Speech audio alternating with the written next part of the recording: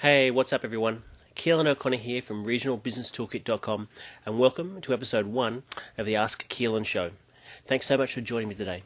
Now look, today's question comes from Maiden Murrindindi, a regional organisation in central Victoria, and their question is this.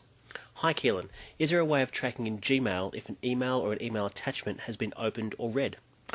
Hey Maiden Murrindindi, thanks so much for the question. I actually think this is a really important one, and I think it's one that should be asked by more businesses more often.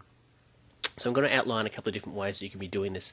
But in the first instance, we're talking about Gmail here, and I hope that you're using Gmail within Chrome as opposed to in Explorer or Firefox or Safari or something else like that. So as you know, Gmail is owned by Google. Chrome is also is a browser owned by Google, and both of those two things work in great harmony. And if you're using Gmail inside of Chrome, there's a whole suite of other extensions that you can just plug straight in. Most of them are free, that sort of supercharge your Gmail account. There's a couple of other videos on this channel about other great extensions I really think you should be using in terms of Gmail, but the ones that are important today are things like Yesware or Sidekick. Now, I'll give you the links to those if you're interested. Sidekick, which is owned by HubSpot, can be found at www.getsidekick.com, and Yesware, which is owned by Yesware, can be found at www.yesware.com. That's YesWare. Now, look, both of these two services are fairly similar. They offer a similar kind of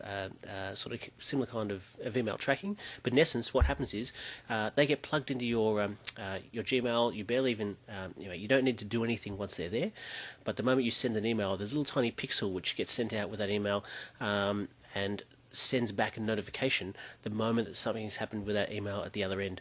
So, for example, I'm sending an email to Matt. The moment Matt opens up his email, the moment Matt opens up that particular email from me, I get a little notification to say, hey look, Matt's opened up the email. It just pops up in the bottom of my screen. Or Matt's opened up an attachment, or he's had a look at a slideshow within that, or he's done all sorts of other things. So we can set that up and tail that different ways. I can also go back in and have a look at Matt's profile, and I can see last Wednesday he opened up this email, and last Tuesday before that he did this, that and the other. So I get to see a whole sort of log of information in regard to that particular person. So this kind of tracking is great if most of our emails are sort of going one-to-one. So they're business to business, or they're business to customer or consumer, or as far as you're concerned in an organisation, it's potentially you guys to a whole bunch to individual members.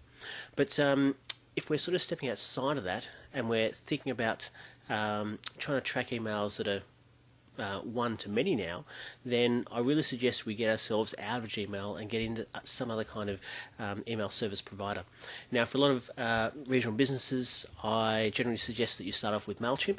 It's a great alternative. It's free if you've got a database of less than 5,000 people, which is more than enough for most businesses and organisations.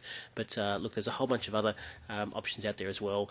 Aweber, Campaign Monitor, and then there's a whole bunch of other. Anyway, they're easy ones at the sort of entry level, and they go right up to sort of enterprise versions as well. But if you're using something like MailChimp or Campaign Monitor or CreateSend or any of those other kinds of things, you've got a bunch of other analytics which comes inbuilt into the software package. So you're sending one email to a whole bunch of people, it starts giving you information back again that says 50% of the people you sent that email to have already opened it, and that 50% is this person, that person, that person, that person.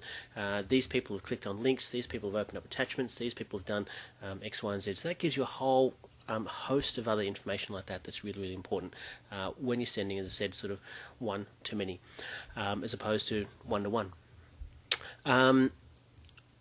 But the larger question here that I just wanted to sort of focus a little bit of time on is why you as a business, or an organisation I should say, is really interested in tracking these kind of interactions. And I suggest and sort of hope that that's all about ultimately knowing that you're hitting the right spot with your communications, and you're able to test and refine that, and ultimately sort of tailor your comms to better serve your audience. So what I mean by that is that if this month you're sending emails out and 50% of the people, or 20% or 30%, whatever that figure is, that X percentage of people are opening up their emails and interacting with it, and you're able to test and refine the way that you're communicating, and you're able to realise that sort of next month that percentage has grown up a little bit, then that gives you the information that you need to know as a business or an organisation that you're moving down the right track. But what those particular metrics are for you is really different to what they are for the other business down the street. Different industries, different regional areas. There's a whole bunch of other sort of variables in there that affect those kind of benchmarks. But I'm more than happy to have another conversation with individuals if you'd like to find out a little bit more information on how to set those benchmarks or find those benchmarks, and more importantly, how to improve them for your business. So look, before I go, I should say to all you guys who are watching this video, if you've got some other comments or other ways that you think Made in Marindindi can be tracking and analysing their emails, please pop them in the comments below. And look, I'm sure they'll be sort of watching those comments and really keen to hear your feedback as well. But look, Made in Marindindi, I really hope that helps. And again, thank you for the question.